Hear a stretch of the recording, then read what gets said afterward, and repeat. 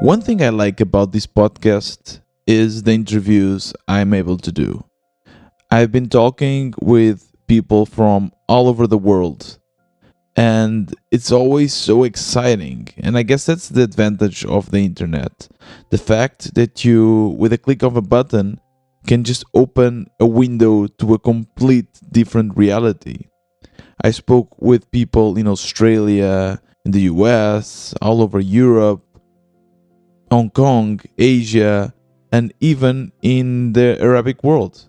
I recently got an interview with someone that was living in Kuwait. And it's always very fascinating to me to be able to speak and interact with these people, with to bring a little bit of my own culture and to learn a little bit from theirs, and also to understand that we have a lot of similarities. We are all entrepreneurs and we all go through the same challenges. And I guess that's why I really love the internet, the possibility of connecting each other like never before. It's fascinating, and I think everyone should take advantage of this. You don't need to get out of your couch to speak with someone that is currently living in China or US. So I really encourage everyone to try this, and it's very simple. You just, you know, build a community either on Twitter or LinkedIn, reach out to them. You don't even have to actually have an interview. Why not just having a random coffee with someone? And well, is this a good idea? Maybe. When I was working at the weekend, we had this kind of habit of doing random coffees. So there's actually a Slack bot that basically matches two Slack users together randomly every week, and the idea was for these people to have a coffee, online coffee. And this worked really well, especially because we also worked with a lot of freelancers like Christy. I interviewed him here before in the podcast. And this really allowed us to connect with each other. And, we just grab a cup of coffee and just speak. We could speak about our lives or just about the weekend. What about having this for anyone in the world? You could just sign up. I don't know. It's kind of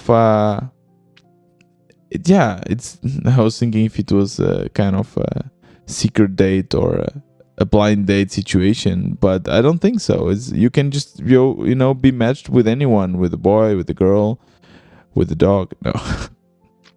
And maybe it's a good idea. Let me know on Twitter. I will link a tweet in the description, and you can just go there and let me know if you like this idea or not. Random coffee, global random coffee, where you could just interact with anyone in the world for like 10-20 minutes. And it's funny because these things really work. When I started working at Weekend, I came from Trivago, and in Trivago there was no culture of remote working. So we would always work from the office, and if someone else was working from home, I mean, you knew that you were bounded to miss some interaction, some jokes, some meetings. And when I moved to Weekend, it was the first time that I was working with freelancers, like full-time freelancers, someone that was like full-time remote, I mean. So I didn't meet them personally for a long time. And Christy especially made a big effort to make sure that we were still a team. And to do that, we had many techniques. We used Slack a lot, and in our retrospectives, we would encourage people to, if you have a joke, if you want to say something, just write it in the chat instead of just saying it out loud, so that everyone actually can listen.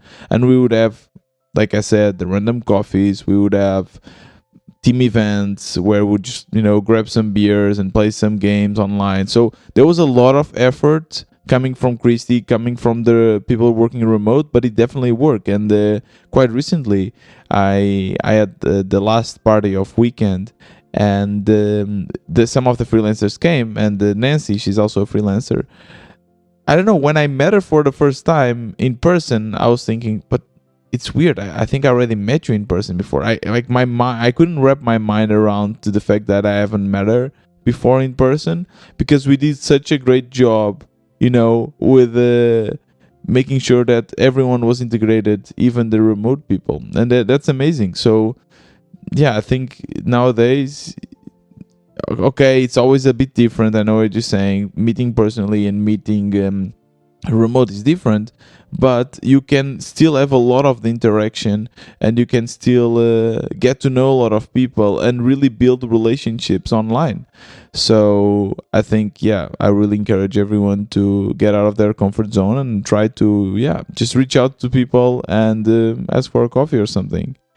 And it's funny because now also businesses are online, right? So you can have your own shops. And in episode 95, where the title is called How to Build a Web Store in 2021, you should go and listen to that episode. But basically, I built a web store for my dad. My father is a business. In that episode, I explained everything, and he was asking me to build that for a long time. And then I built it, and I compared many other stores. In that episode, you can check my comparison. But I end up going with PrestaShop. I build a shop and I deliver it to him. And he's not super tech savvy, but he knows his way around the computer.